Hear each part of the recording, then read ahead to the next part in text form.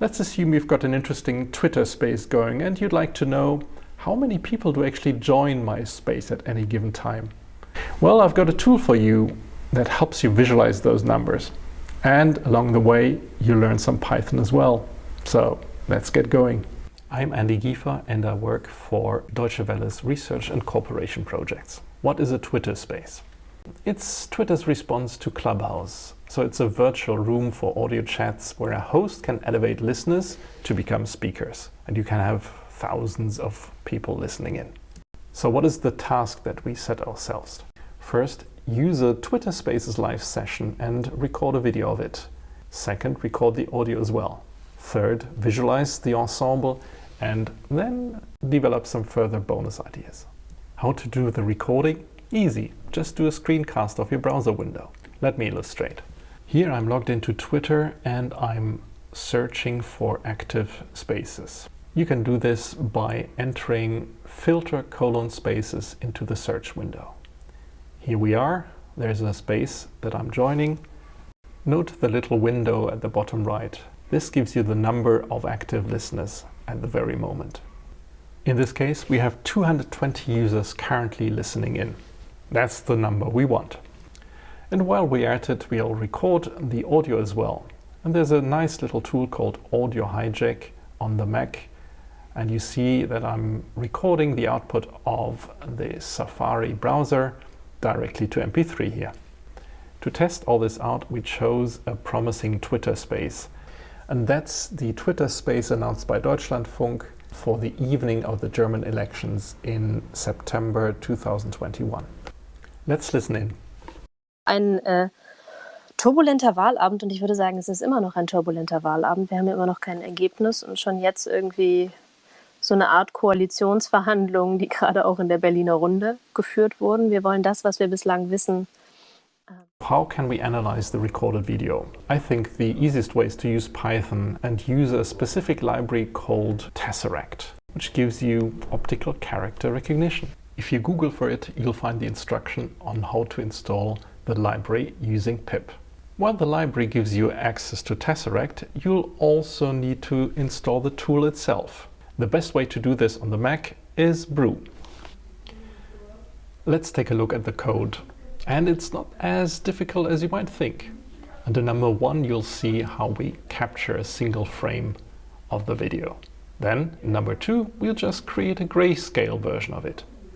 In number 3, we'll resize the image before extracting the text in number 4 using Tesseract. Number 5 then just splits the text into individual lines. And finally, in number 6, we'll go through each individual line and search for the magic number, the number of listeners. Let's execute the script. And what you'll see is that the script goes through each individual video frame, extracting the number, which appears at the very end in the last column, 270 at the very moment. And I present you the resulting curve. Two parts stand out. First, on the left-hand side, you'll see that there is a suspicious listener drop. And the same is true for the middle part. So what happened? Overlaying the original waveform at the bottom already gives a first hint. You see some gaps there. This is actually a moment where the Twitter space dropped out and the audio disappeared. So people lost interest very quickly. But what happened in the middle? Well, to solve this puzzle, we decided to create a little movie where we combined the evolution of the listener numbers with the actual audio. It's actually quite simple to create that animation. Instead of creating just one graph, we'll instruct the script to create 3,800 of them. And here you see the script at work. Time to lean back. As a next step, we'll assemble all the images into a movie. The tool to do that is FFmpeg. These are the parameters that I use on the command line. First, the command name, FFmpeg. Second, the size of the movie. Third, the file names of the images that need to be assembled into the movie. And four, the name of the resulting video. Let's execute the command and watch how the computer does its work.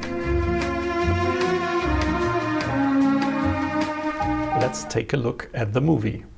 This is fast forwarding through the whole hour. You see how the numbers rise. It takes about 10 to 15 minutes until the numbers stabilize. You see the first drop and so on. Let's speed this up a little.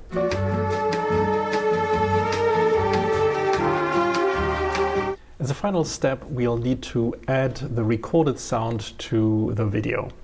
And I did this just by importing the 2 tracks into Final Cut Pro and exporting them as a movie. This is what it looks like. Staat, die eine Parteizuständigkeit haben. Es ist ja bei uns so aufgeteilt, dass einzelne Personen eben zuständig sind. Remember the first drop in the listeners? Let's find that bit by fast forwarding.